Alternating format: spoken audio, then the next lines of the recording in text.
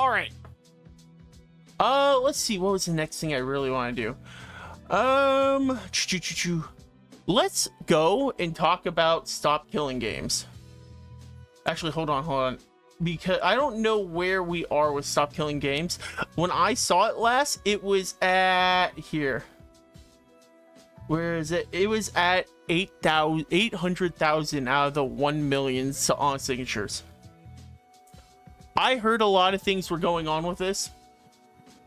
In fact, I found a video by Bellacore. He just dropped it. I like his work. He does a really good job investigating stuff, and we might give a little bit of time to look at that video in a sec. Just from what I can see, it seems like the situation has become I'm trying to think of the way to describe it. This movement should have died. Everything out there said it was going to die, to the point where the video that we were watching the other day, where we were addressing the situation with Pirate Software, was literally supposed to be the final video that was going to be put out for this whole thing. And what happened was, due to current situations with Pirate Video or Pirate Software, and the situation where Thor has actively gone and made himself kind of look like an ass, whether it was with the World of Warcraft thing or this, it kind of boosted everything up to the top. Ooh, Pirate Software, exactly. But here's the thing. I don't hate Pirate Software. I think he gets a little bit too much of that nowadays. Some of it's actually very, very, very, very valid. But I think at least in the case of the World of Warcraft scenario, I think he was kind of on the right side. Because I remember watching that whole thing and I remember seeing how people were getting mad at Pirate Software for essentially, quote unquote, fleeing the raid fight middle of everything going on. For those of you who don't know, this is what's really kicked off all this mess. Was just Pirate Software, quote unquote, ditched the raid when they were going through it. But when you watch that video, you notice that there's a few other things going on. There's a lot of miscommunication. A lot of things are breaking down right in front of everyone. And it was a nice, fun, hardcore WoW game where a lot of people, a lot of fandoms, and a lot of money was riding on the lines, because when you got killed, your character was cut, you're gone from the guild. That was the end of making that content. It was kind of like reality TV. And truth of the matter with all that, when you watch the videos, you see how everyone's freaking out. You hear the person that's leading the entire thing, the raid leader, go back and forth between saying pull out, go in, pull out, go in, being very indecisive on the whole thing, with a final leave, bail, bail, bail, which is when he did it. So if I don't remember the whole logic of what happened, I believe someone started to accuse him in the raid that he was being a piece of shit that wouldn't do anything. And then it turns out that the person doing the accusing was actually worse than he was. It's just, it got worse because Thor's tone on the whole thing really killed it. Now, that being said, Pirate Software's tone has caused him more problems on the internet than anything else. Somewhat to the point where it has actively caused people to hate him and for a massive fall off. To my knowledge, didn't he like lose a shit ton of subscribers this month? Like, wasn't it 60,000 or something like that? It was some crazy number. Anyways, the reason I brought all that up is Thor's active hatred. Oh no, I'm sorry. That's a very loaded way of saying it. Thor's push against the Stop Killing Games movement has actively awoken up the World of Warcraft players and a lot of other people that don't normally look at stuff like this. and caused a drastic push, leading to the total count as of 10 hours ago hitting 800,000 signatures for EU to go and look into the logic of them stopping and doing game preservation.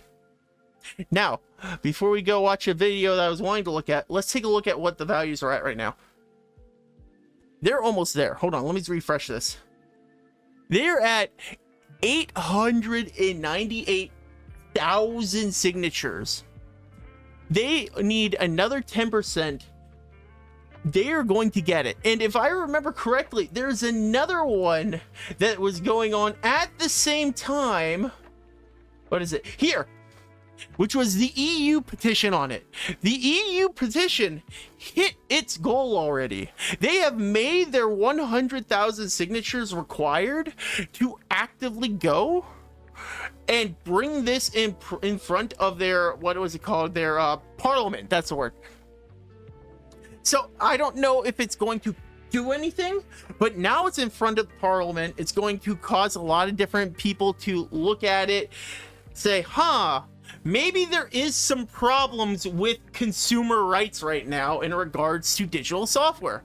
Maybe we should do something about it. It's going to be a good thing. And truth of the matter is, I think with the rate we're going to be seeing this also hit in the EU. Hell, hold on. Last time I saw it, I actually saw that there was multiple developers even getting on board with the logic of doing stuff like this. One of the games I played recently, the people who made Fly Night, hold on, Fly Night, even made a post for this. Fly Night, let me see if I can find it.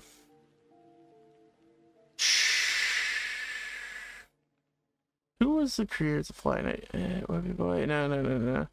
But yeah, there was a post about Stop Killing Games involving these guys saying, yeah, we completely support this. And there was a few others. Let me just go and type in Stop Killing Games.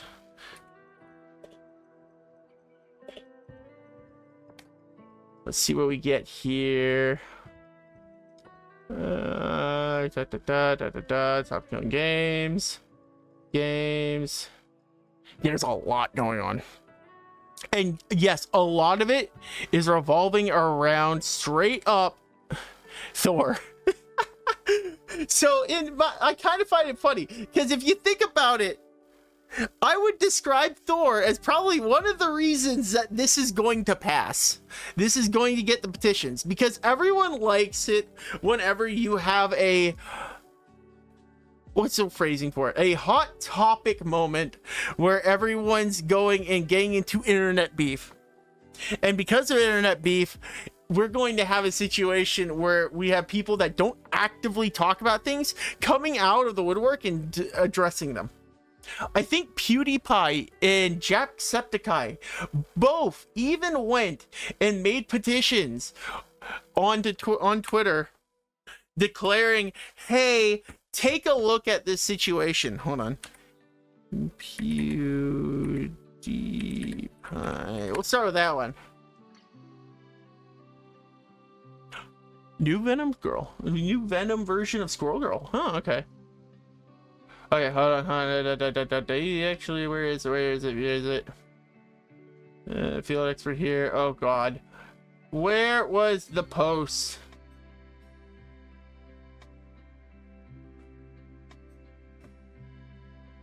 He does not post on here too often.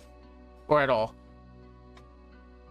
But no, there is an active thing where he goes and makes a comment about it, along with Jacksepticeye. I should have pulled this up earlier. Let's see. PewDiePie. Stop. Support. Let's try that. PewDiePie support. Okay. Gamer support. Gamers support the initiative. Penguin Z, so everyone knows, Moist Critical, Jacksepticeye, Asmon, I don't know who that is, Ordinary Gamers, and PewDiePie. Here it is.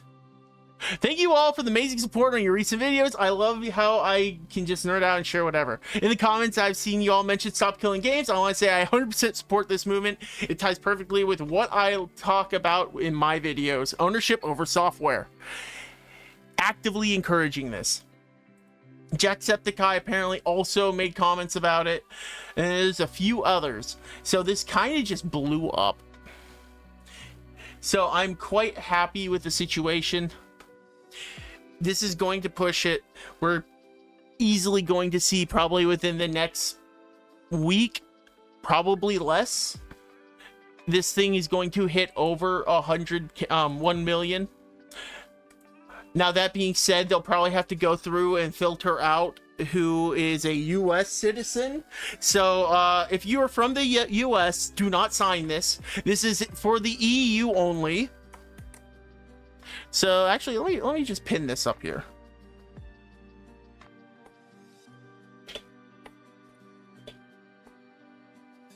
If you are in the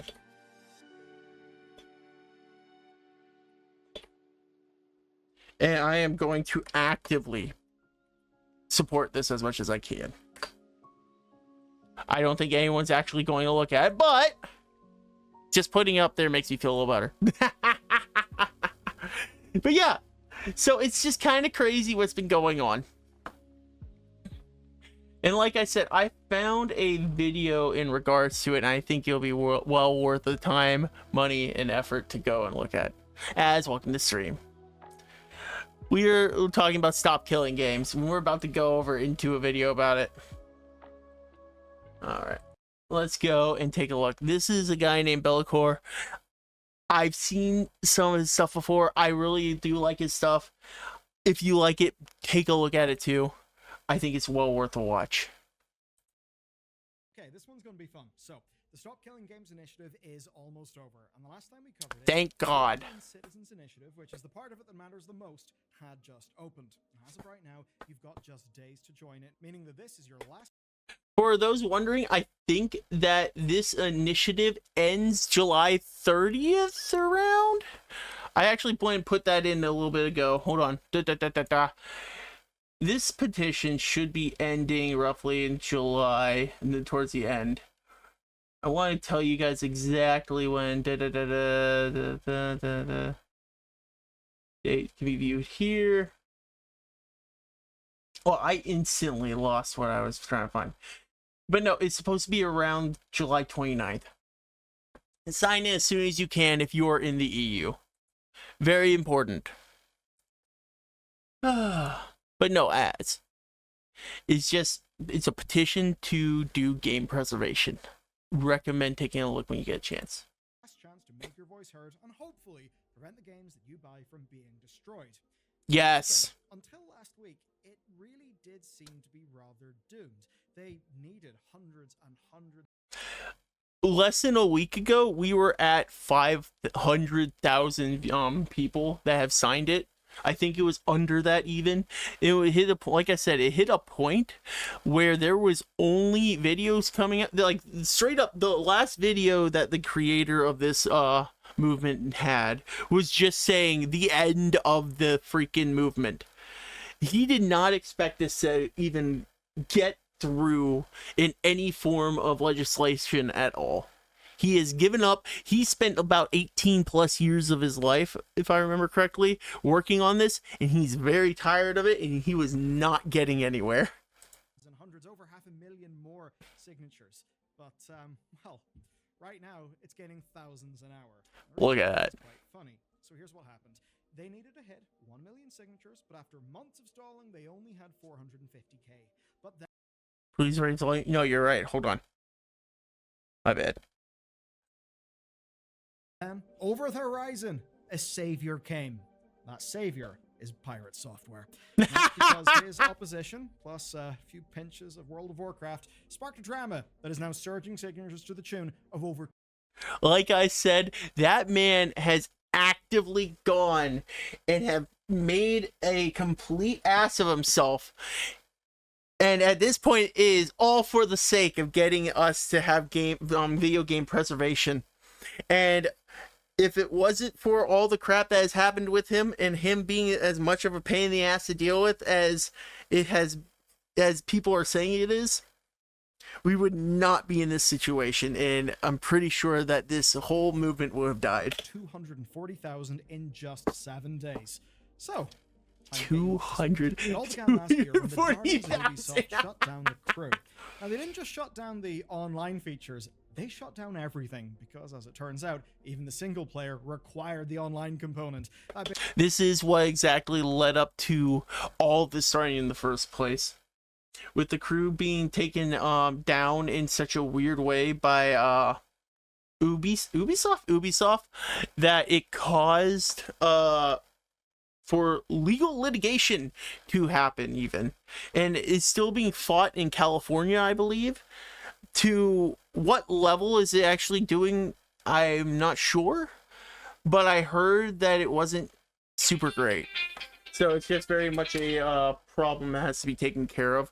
I'm hoping that with this movement, it's going to cause a lot of wheels to turn and make things like this not as big of an issue. Basically meant that your copy of the Crew was, no longer a thing that you could really do anything with. So, breaking Ross a game. Mercer Farms was not a fan of this, so he started a movement. Now, you may know Ross from things like Freeman's Mind or Dead Game News, and his plan, right, was to I never use heard of the any law, of this not until after to actually change things here. Stop Killing And Games. It certainly seems that now, a year on, he actually may succeed in a way. So basically, right, Ross believes that consumers bought a product with games like The Crew, and that product was then taken away. But from Ubisoft's perspective, it's rather different. They argue that they sold a license to a live service, a service that they could simply end whenever they wanted. So and this is why I think that the biggest problem that we have currently is not just like weird contracts, it is just straight up customer protection laws. I think that we live in a world right now where our customer protection laws are so diminished and weakened by the current state of the system that we have, and with the industries as we know it, that it makes it next to impossible to get anything done without having to put up a insane fight for it. And I guarantee you, even after, like, say the Stop Killing Games movement goes through, we are going to be having moments where this is going to be brought up in front of like whatever legislation, parliament, whatever, that's going to actually take a look at it, and it's going to be looked at with the industry sitting right there with them. Does that mean that we're going to even get an answer that we're going to be happy with? Maybe no, but it's definitely going to set the groundwork for us having the ability to go and move from that in ways that we didn't before, because we've been left almost completely in the dark without an answer on how this works. For another example, it's kind of like having a law go in front of the Supreme Court. Sometimes you have a vague law that people will be arguing left and right to the end of time. And then once it hits the federal Supreme Court in the US, now this is specifically for the US, might want to mind that, they will go look at it and say the law stands for this. Now it's no longer a question of what the law is about. It's a question of, okay, this is what the law is. Does it need to be changed? And that's the point that we're trying to at least hit, because we can't hit that point until we have a clear definition of what is allowed and not allowed in a situation. Simply, what this movement aims to do is to address this gray area so that, at the very least, people would get formal clarity on what they were actually buying. Hey! This scenario would involve something basically with more teeth.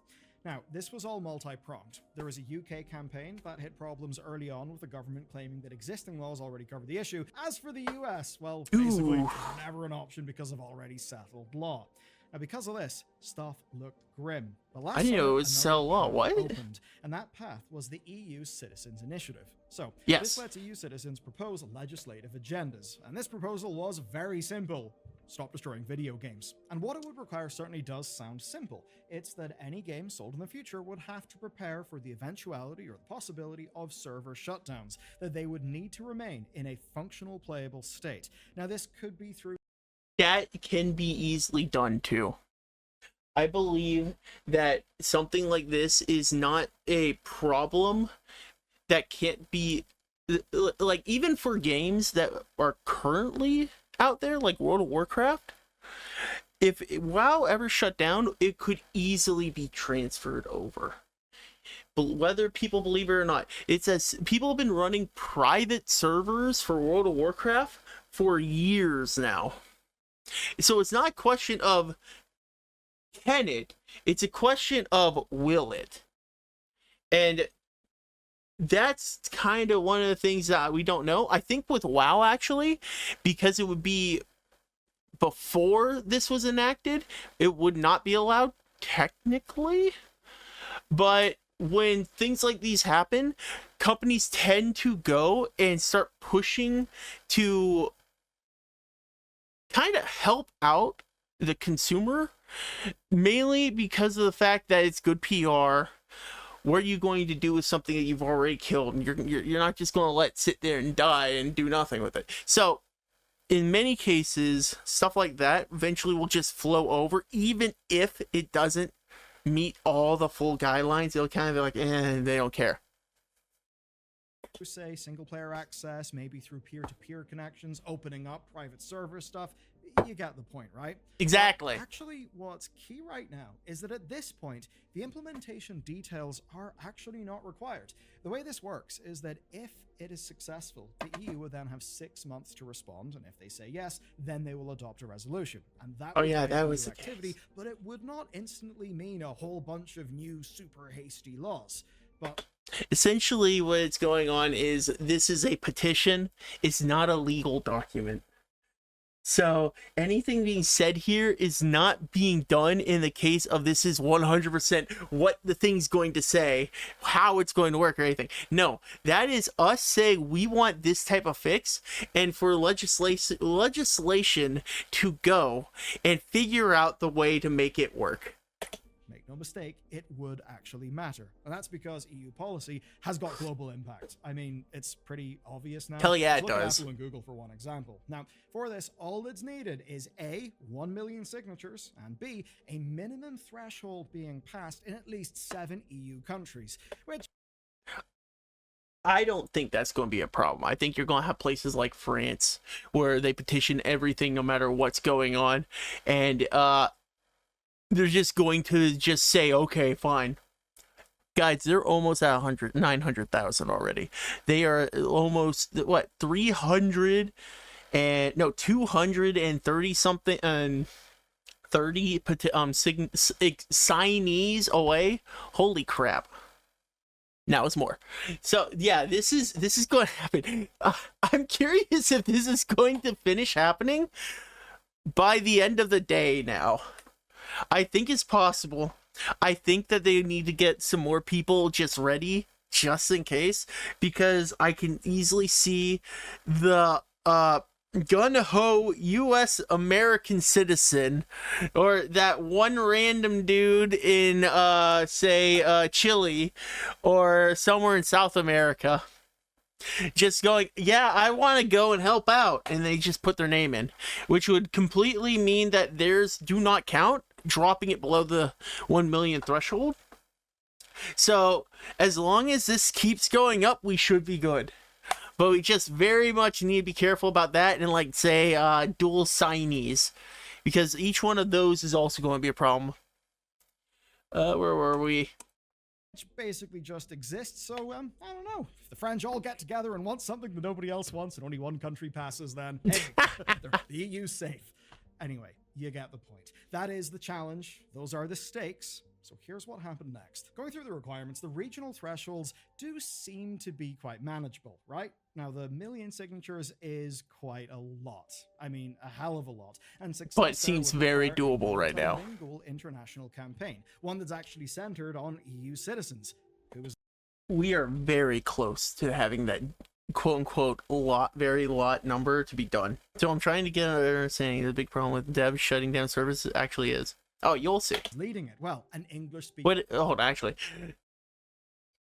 So the problem with the devs, actually, let me just explain. So, as the problem with the devs going in shutting down services means that sometimes if the game requires online services to work and to play, the game no longer functions. So you have games where the online integration is so like knitted together with the way the gameplay is that it will no longer work without it being online. Take Fortnite, for example. Fortnite Battle Royale. If that game shut down its online services, what would you be playing? And that's the situation that they're trying to fix. They're trying to look at games like Fortnite, say, okay, this game's shutting down. We see all these kids have dropped thousands of dollars in V-Bucks into their little skins. How do we go and address the situation so that every little kid, every Timmy out there can go and keep their Chun-Li skin that they've been wanting for forever and a half because they like staring at her ass the entire time they run in Fortnite? Like, stuff like that is what they're trying to preserve, so that way they can use that in the future, even when the game is completely shut down. Take I'm trying to think of that. A perfect example. If games eventually fade out and lose players like Friday the 13th, is there a point in keeping the servers open? Well, that's the thing. As Friday the 13th is another good example. Just because the server shut down does not mean that there aren't players that want to play it.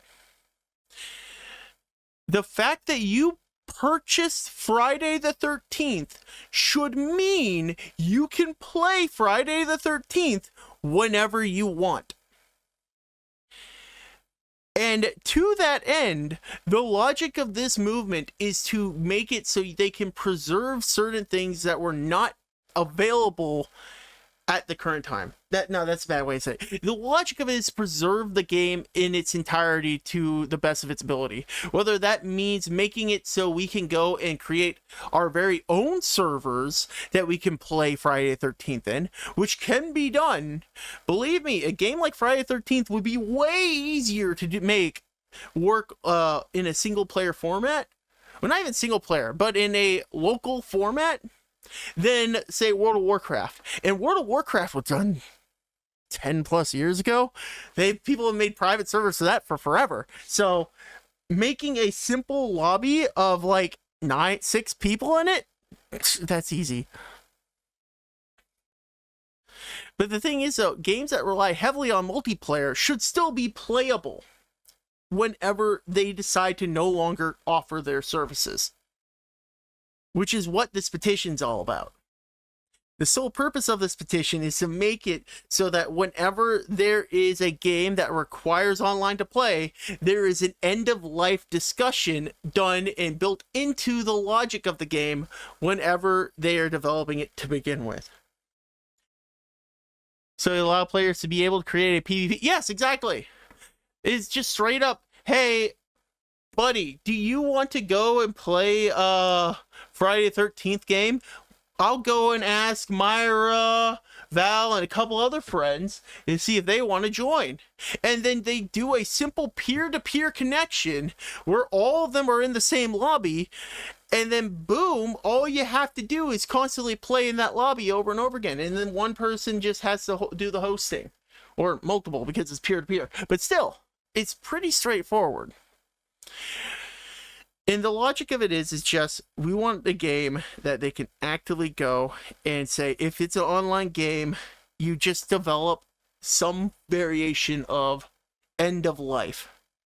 That is not just shut down the servers. Okay, it's been fun. See you guys. Thanks for all the V-Bucks you spent.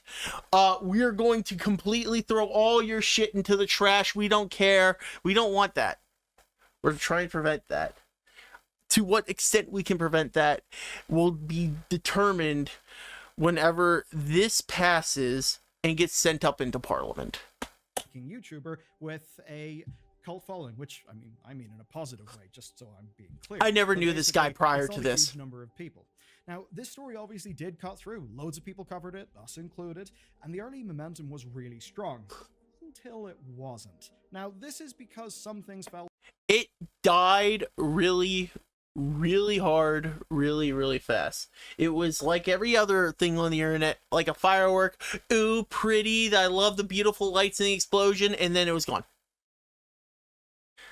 Through. One being Pretty much. feature in Doug's email newsletter that was tanked by that company having layoffs. Even Heineken, yes, Heineken, the beer people, Wait, wanted what? to include the campaign in their marketing.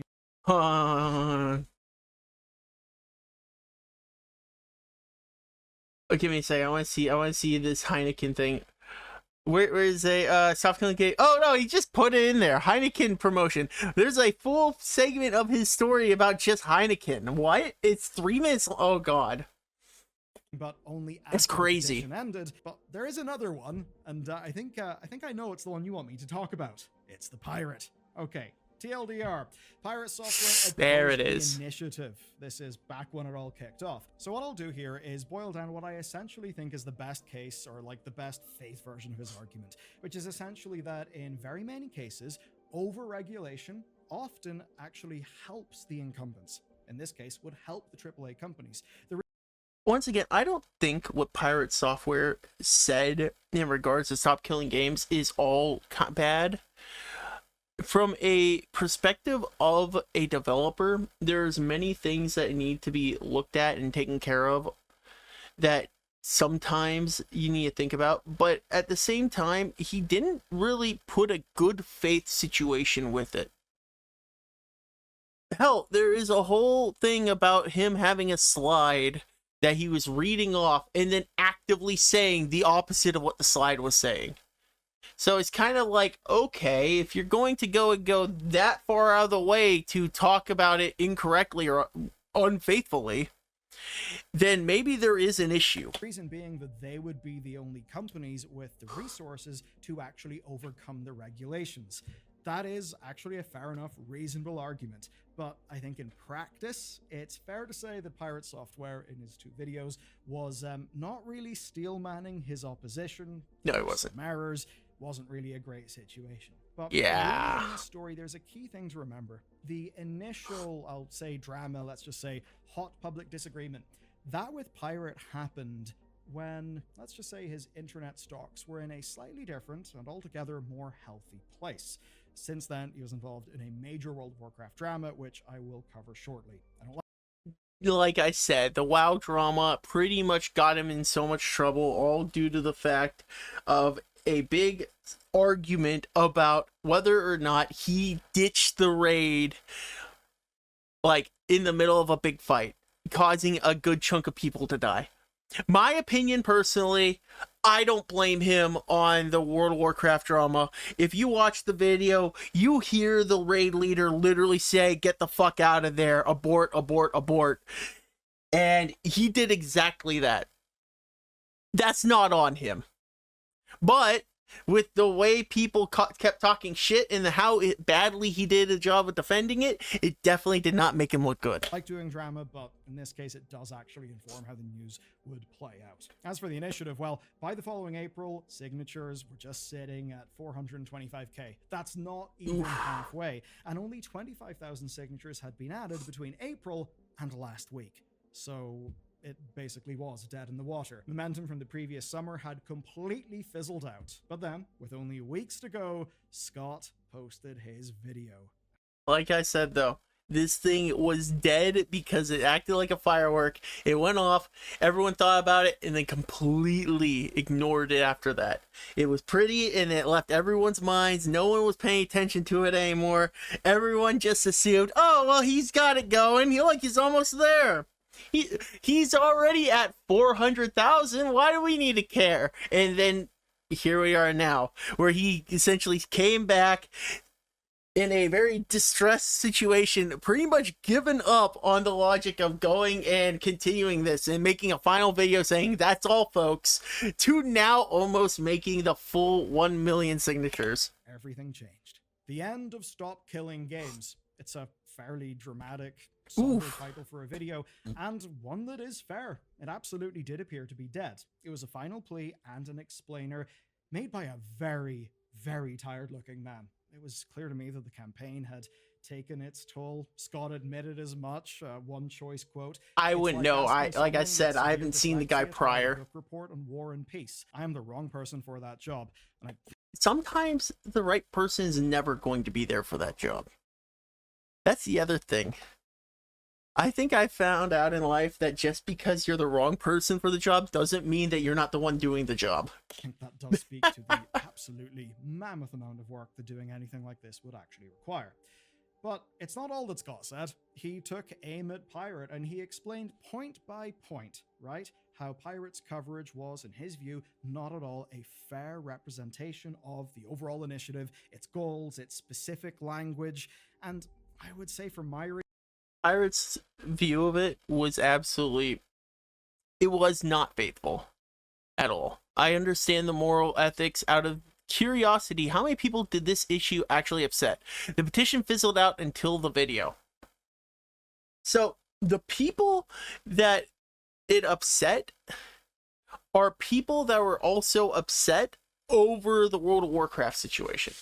So Pirate Software is currently in a situation where he has bad viewer stocks, where people are currently at a point where hating him is the current thing. It happens all the time. There's all sorts of situations. It's just the way the wave pushes. And when he goes and he makes a video like this, it actively puts him in a bad spot because of the way he does certain things. Pirate Software is known actively for having a very bad public image when it comes to defending things or when he talks about stuff, because he will always try to talk in a way, not try, that's the wrong terminology. He always comes off when he's talking as if he's talking down to somebody, or if he is acting as if he's smarter than them. And it tends to be an issue that causes problems. And as for why the petition that fizzled out is coming back, is due to the drama of Pirate Software and the reignition, this whole thing being reignited with the guy who actively went and created this petition, posted his quote-unquote final video, actively talking about how Pirate Software, he spent an hour, roughly an hour, we saw it in the previous video that we did on our live stream, just talking about how Pirate Software kept on getting things wrong. Then on top of all that, you have Pirate Software doubling down on the situation. People that play a lot of World of Warcraft who hated how he acted in regards to the whole raid situation, coming out in drones to support this. And then on top of everything, then you got major streamers and YouTubers just coming out of the woodwork, just starting to support this. Like I said earlier on in my live stream, you had PewDiePie, you had Jacksepticeye, you had Asmon, shit, there was one more. Anyways, you had a lot of people that were considered heads of the content development on the air. No, that's the wrong word term too. Heads of the industry when it comes to making content for internet consumption, coming out in support of this and looking at this as Thor being the bad person. And when you have so many people joining around this one thing, it just gets noticed a lot more. And honestly, when you think about it, this is very much something that needs to be done either way. So I am quite happy that it's happening, because if this failed, who knows when the next chance would come, or if another chance would come. Of it, I think Pirate almost immediately jumped straight to some worst case outcomes of a maximalist version of the campaign. Of course, we can add to that an interpersonal level to all of this, you know, the usual emotional reactions, hot or Pirate Software as he states it, is a developer. As a developer, you're going to defend your games and your work. And this does, in certain ways, impact the things that he does. That's just how it is. May not be directly right now, but it could be down the line.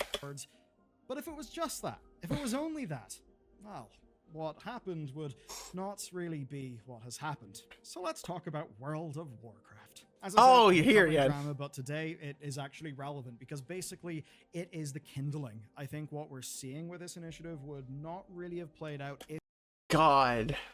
We're in 2025 and this game does not hold up. Holy shit. I thought they went and redid all the textures for this game. It still looks bad. Or is this classic? This could just be classic. You know what? For the love of God, even if it's classic, fix it. These World of Warcraft related events didn't play out the way that they did. Because basically, this is why people were ready, willing, and even excited to hop back into the fray and to pump all of this up. So here's the TLDR. OnlyFanked is a WoW Classic hardcore streamer content guild. That's a lot of words, but basically think of it as a reality TV show where dozens to hundreds of hours of gameplay are at stake, because when a character dies, it is dead. Just that character has got lots of fans in Twitch chat and some sort of big name behind them in the form of the streamer. They are essentially very expensive soccer players. Where if the soccer player... No, that's not a good way of describing it. Think of it like the Hunger Games. That's an even better way of describing it. You got all these people supporting it. You got these people rooting for their favorite so-and-so character. There's a lot of money flowing back and forth right in the middle of that guild. And everybody that I can think of tried to do it to some degree. I'm trying to think of Doug was even a part of it. He doesn't even play World of Warcraft. And yet he still joined it. I don't know how far he made. I think he made it to like level 24 or something. I don't remember. But it's like there's a lot that you can gain from it. Especially towards the beginning. Because there was a lot of activity flowing with that. With people enjoying the hell out of it. It pretty much brought WoW Classic back to life, in my opinion. For a good number of people.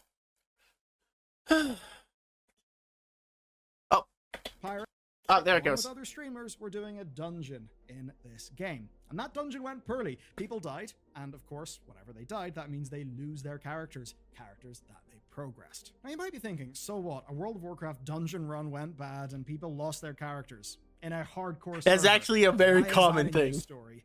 Well, there absolutely is a reason why. So it was broadly seen that he went very much every man for himself. Thank you for the follow, Estrad Malgoodboy. Thank you, Estrad. Welcome to the stream. Now, at the time, tensions were high, and those tensions were pointed at Pirate Software, both from viewers and from his fellow party members.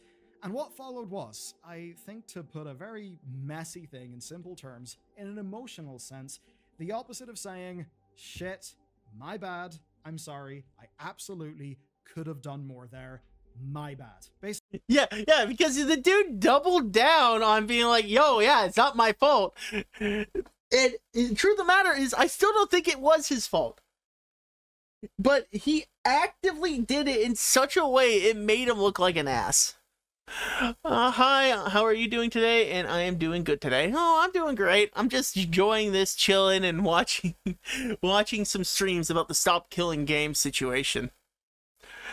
I hope that you enjoy it also. The petition's getting really, really close to hitting its goal that is required in the EU to get this seen in front of Parliament, and I'm really hoping this passes because this will affect everything. Basically owning the L, doing so in public, and doing so in a way that feels authentic. Of course, feels authentic because it actually is authentic. So if you ask me, what actually happened is a common downfall of very smart, wait, what does this say? People. Pirate Software. To those trying to character assassinate me online for a bad pull in the Dramal WoW Hardcore. This is Hardcore WoW and a lot is on the line. When you set foot into a dungeon, here's the light breakdown last 24 hours. Party went the wrong way and overpulled multiple packs of bosses. The shot caller made the call to run, then went back on that call. During the run out, another pack was pulled and we had to opt to skip it previously, which is never a good idea. a good thing. Communication was completely broken through this, and it was our second time failing this dungeon. Everyone played poorly, and 2 people ultimately lost their characters for it. That is 100% true.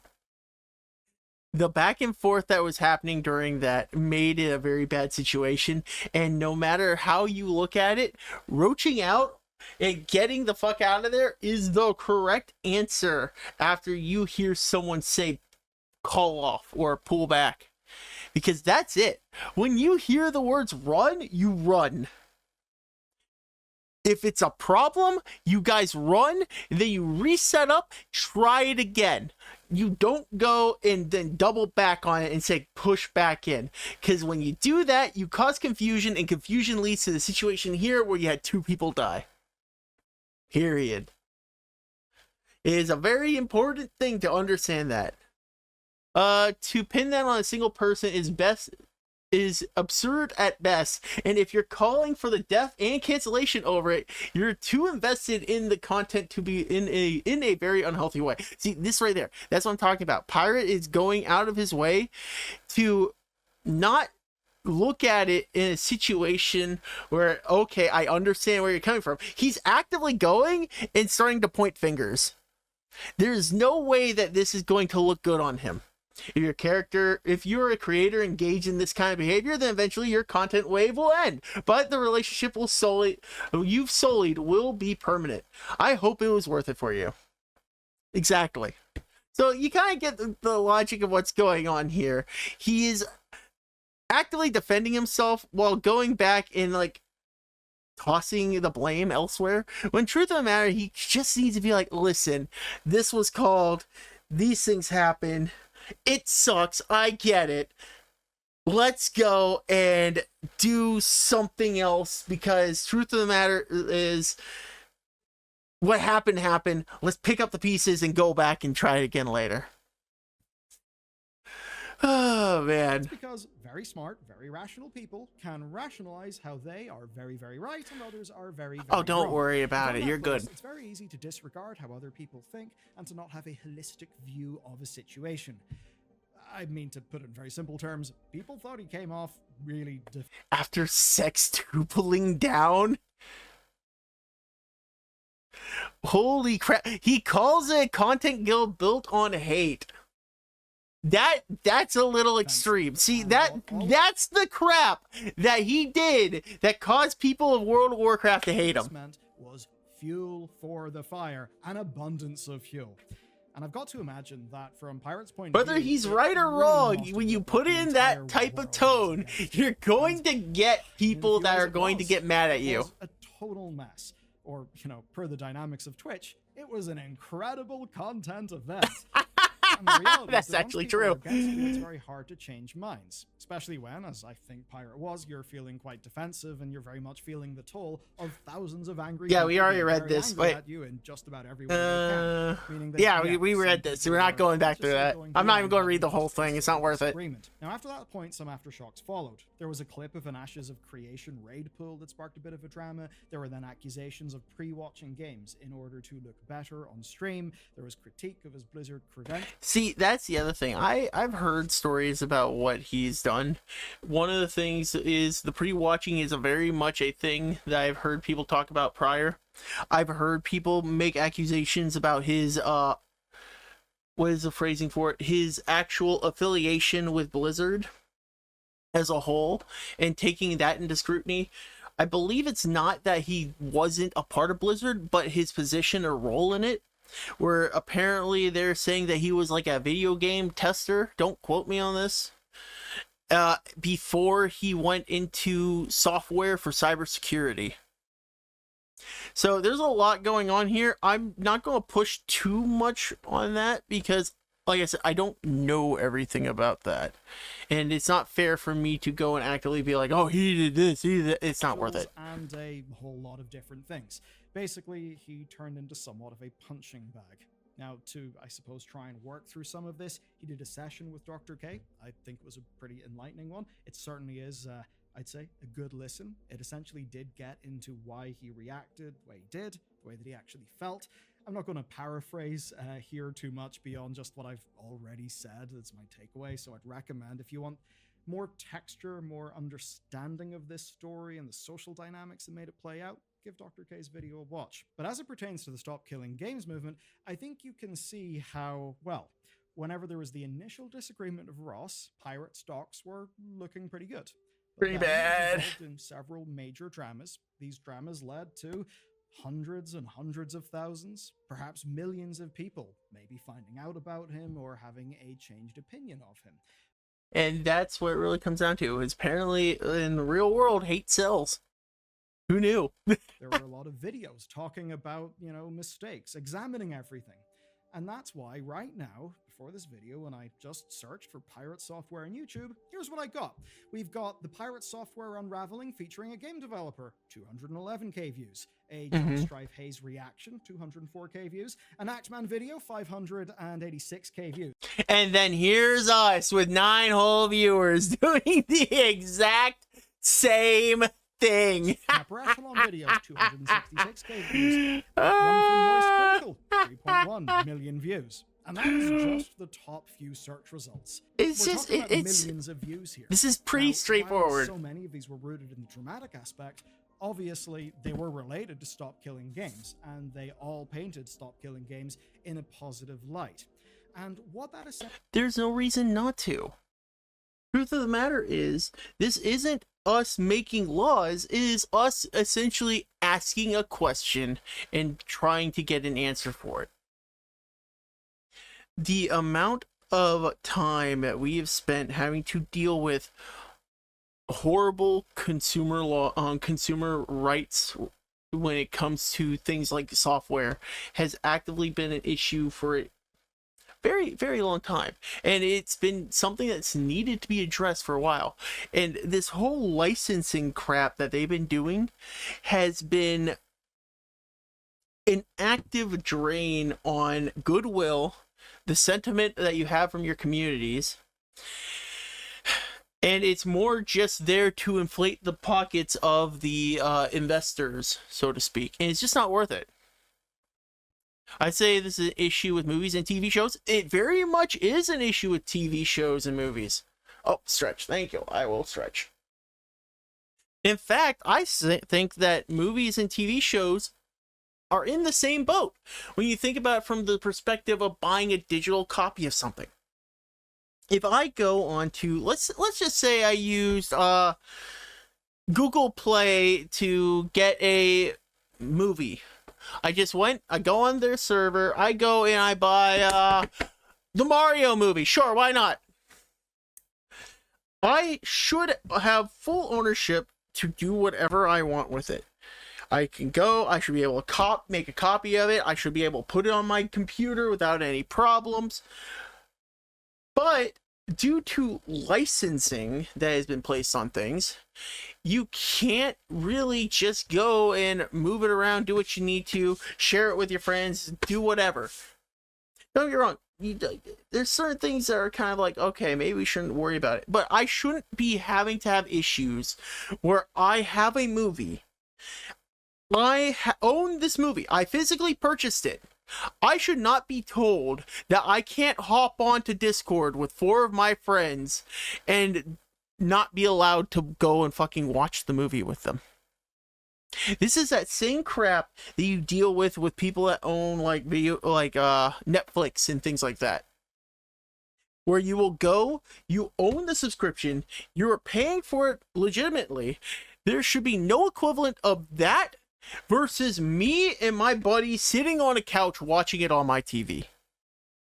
And the fact that they push it as if it is a problem. I prefer physical copies. I do too. Not to mention, a lot of people act like we don't have a lot of Minecraft YouTubers left when we do. When we do not all Minecraft or people are bad people who just have. Wait, what? Anyways. So it's just kind of like, this is something that needs to be solved on a consumer level, not just in the video game level, but putting it out there in at least one form will drastically affect things going forward with all forms of digital media, all forms of digital purchases and content. Essentially meant is that now you didn't need to Drink be a water, game you preservation dehydrated enthusiast bitch! Oh, to thank know you. that Stop Killing Games exists. All you needed was a passing interest in one of the larger ongoing dramas, and of course, even if you didn't have that, social media algorithms do know how to find you if you could be interested in it. All of that That's means scary. a Thank you, thank humongous you, amount of Google. fun. And so far, it absolutely seems it's done the trick. We've went from almost certain failure at 454k signatures to, at the time of writing this video, 714k, and at the time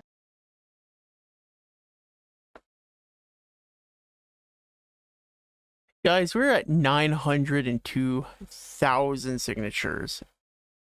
Like I said, if you're in the EU, I posted a link up above. If you haven't signed it, just go sign it. It's not like it takes long. I think, what does it say down here? It's like 30 something seconds or some shit. I don't remember where I saw that. Oh well. I think it's like a minute. It's not a big deal. Just go do it. Write your John Hancock on there. You'll be good to go. This will go on to address a lot of situations in regards to digital content ownership, and it will actively be a benefit to all of society. Please, EU people, I'm begging you. It's super important. If I turn this into a YouTube video, I'm going to put the link down below if we are still not there. I think it would be insane. No, I'll still put the link down below, because truth of the matter is, even if we hit that goal, I want you to sign it, because I want you guys to actively be a part of it. And if anything weird happens where we have a bunch of US signatures or other places outside the EU signing it, then it helps cover them in case they needed the million signatures still. So yes, please. time of recording, which was only a few hours later, 737k signatures. Now that basically means that they need We're way past that now. in about Holy 30 crap, days. we're way And past obviously, that now. If this rate holds just a little bit longer, they'll absolutely make it. Or will they? Because here's the thing. They do actually need consistent, legitimate signatures. Exactly. It's pretty simple. Fake ones could be stripped out. Overexcited Americans having fun with a VPN, I don't know, could probably try to sign up for this. This is what I'm talking about. Get scrubbed. And, well, if you're in America, you can't sign an EU petition. So it's not a guarantee. Even if we want to. Just yet, but it certainly is looking like it's going to pass a million. Oh, I can't wait. Succeeds is basically this. The EU Commission will consider further action. That could be legislative action, or it could just be guidance on existing consumer laws. Now, no matter what, the industry would have significant input, but regardless, we would get a formal statement on the matter and its legality. And that's actually what how we matters, start because we can making move future forward from it. conversations and new laws. But here's the thing, it gets even better.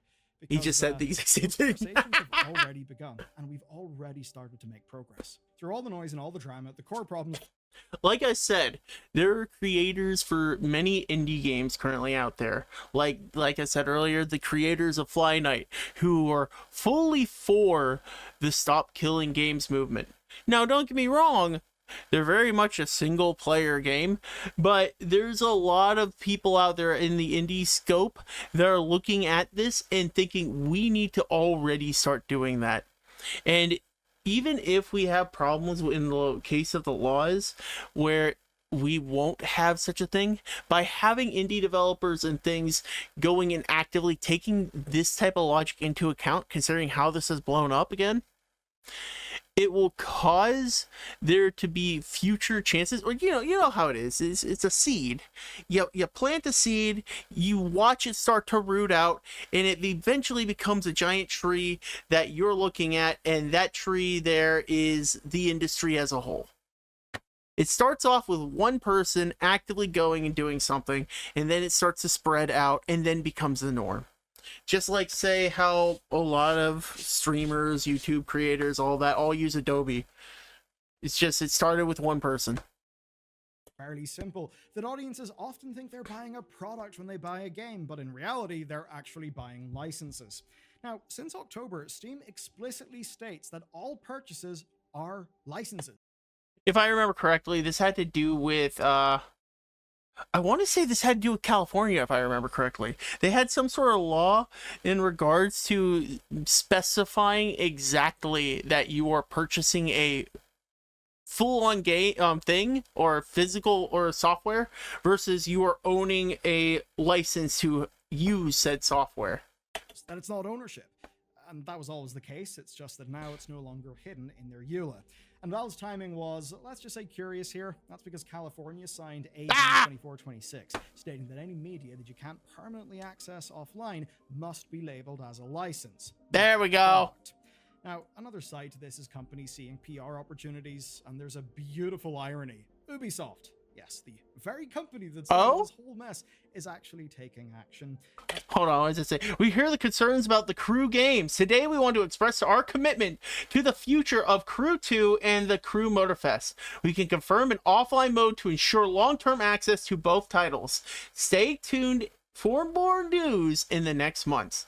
So they are actively going and taking this into account moving forward.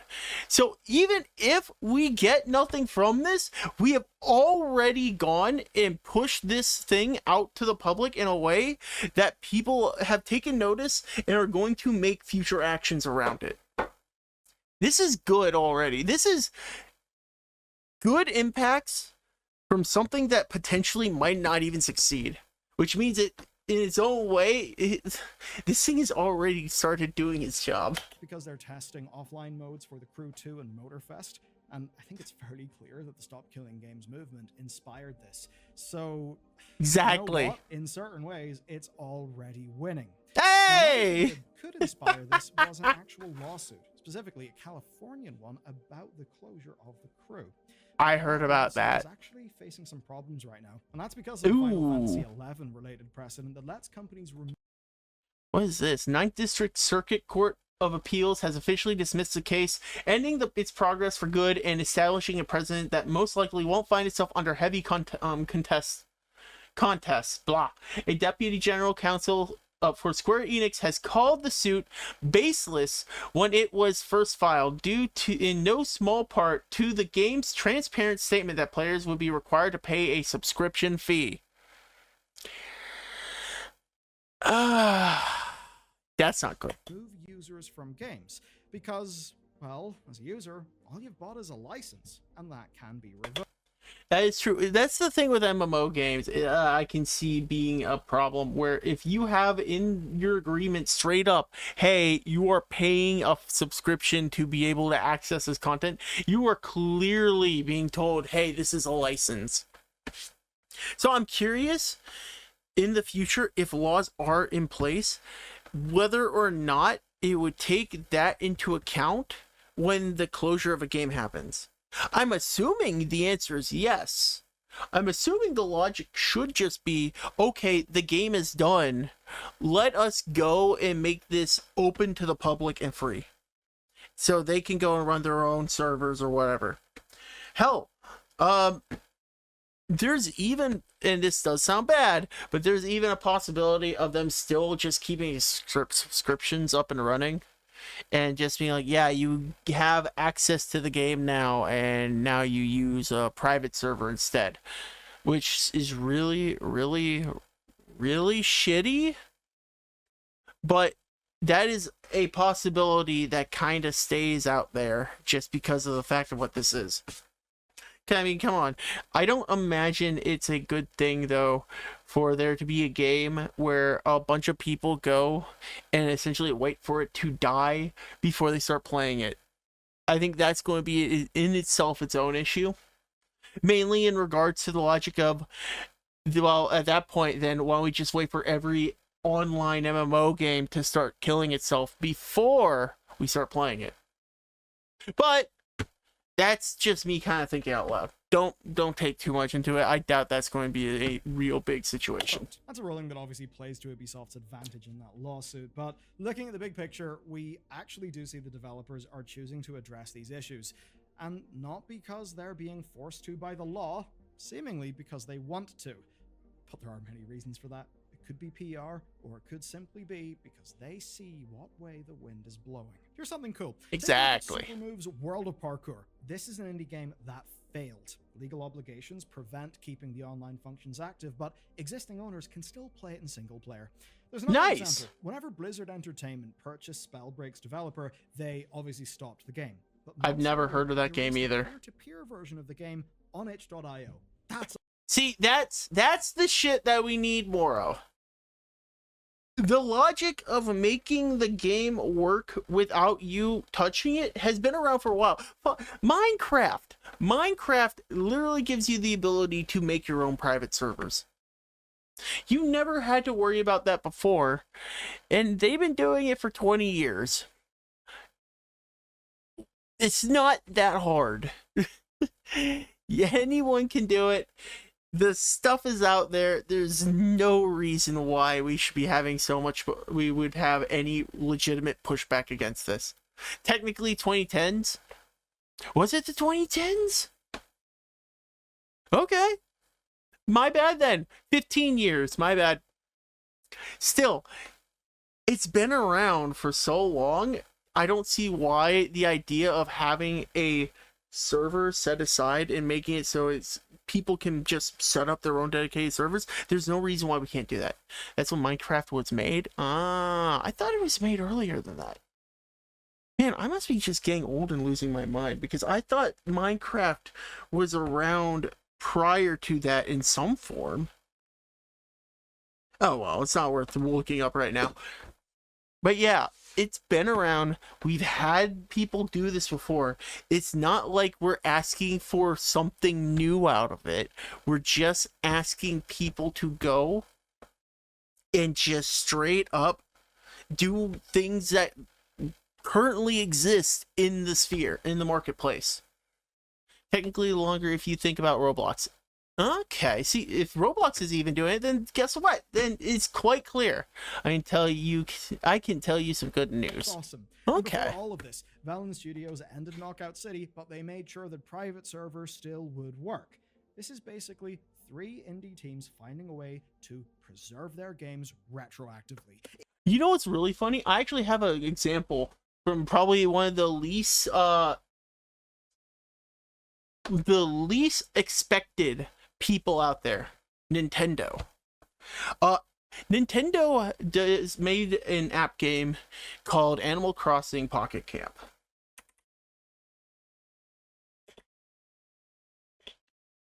So this game, Pocket Camp, was a full-fledged, just, free-to-play game where they had online transactions and everything.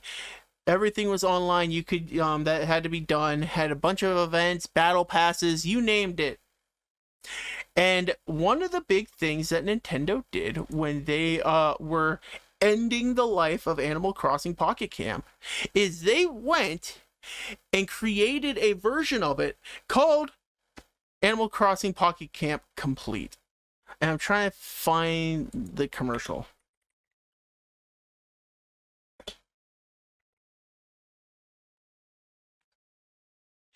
Because the whole logic of what it did is it went and why am I getting everything under the sun but what I want? But what, okay, I'll just explain. It's not a big deal. What it did is it made it so everything that you had to purchase inside of Animal Crossing Pocket Camp was now something you could easily get for free without any real problems. Sure, sometimes you would have to grind a little bit for something, but it wasn't that big of a deal. And I thought what they did was relatively reasonable. They went and took their whole situation, the whole aspect of it being online, crammed it into a singular standalone game, and then said, hey, if you'd like, we have this game. We can sell you a offline complete edition for like $15 to $20. And you can transfer all of your stuff from the online version over to the Pocket Camp Complete version. And honestly, I thought that was a good deal. Because it allowed you to maintain the stuff that you purchased while playing that game. It allowed you to keep all the effort and time you put into that game. And it allowed it to stay active in an offline type of setting while keeping all of its main core features relevant and working. Hell, they still have seasonal events that happen on the bi-weekly. I think there's one going on right now. And they have a full up setup battle pass for said seasonal event that you can work your way through. All of it's offline. It was just amazing to me to think about the fact that even Animal Crossing, Nintendo, the people that will litigate you to hell and back, have made an offline version of a game prior to all this breaking down to the level it has. Just crazy. It is good shit. It matters. Now, yes, it is the case that player counts may be in the single digits, but it preserves gaming history. If a bunch of people want to play one of these games together, they actually can. And if Stop Killing Games passes, developers would have to consider things like this, not retroactively, but from day one. And that doesn't mean you can no longer make an MMO. You can still make Helldivers, but you'll need to sell your games correctly. You'll need to label them Exactly. as what they actually are. Are they? If this ends up in a situation where they will end service, but you can buy an offline edition of the game, I think I would be just fine with that. Depending on pricing, obviously. Because I think that just with the way it is, that's still better than them just slamming the doors, kicking you out, and then you're down $1,000 for whatever you spent on your Fortnite V-Bucks. Way better. Or are they licenses? And you'd need to provide some sort of exit plan whenever servers shut down. And nobody is saying that retrofitting games for offline play is an easy thing.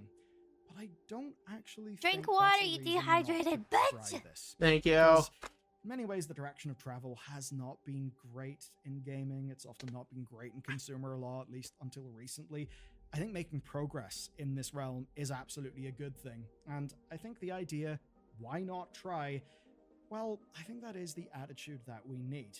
Of course, as for some of the reasons why not, you likely heard those from Pirate Software. I think most people are thinking that on balance, no, it's actually worth giving this a shot. I think the benefits of consumer awareness, consumer protections, and, well, game preservation are pretty damn good reason why we should actually try. So, and you gotta remember, Pirate Software said it would take a miracle to turn an MMO into a single-player game. Truth of the matter is, we're not even asking for that. And second off, there's already people who've set up private servers of World of Warcraft with it designed to solo raids. I'm not expecting anything else. It's up to you. My question is simple. Why not give it a try? You can find the thing linked down below. And, well, if you want to see an example of consumers not being treated fantastically, Capcom, you're being naughty, and it's time to call you out. I don't like this fish. Find out all about it in this next video. So yeah, guys, this is Belluar News. I would highly recommend following them. They do a really, really good job with how they go about their videos.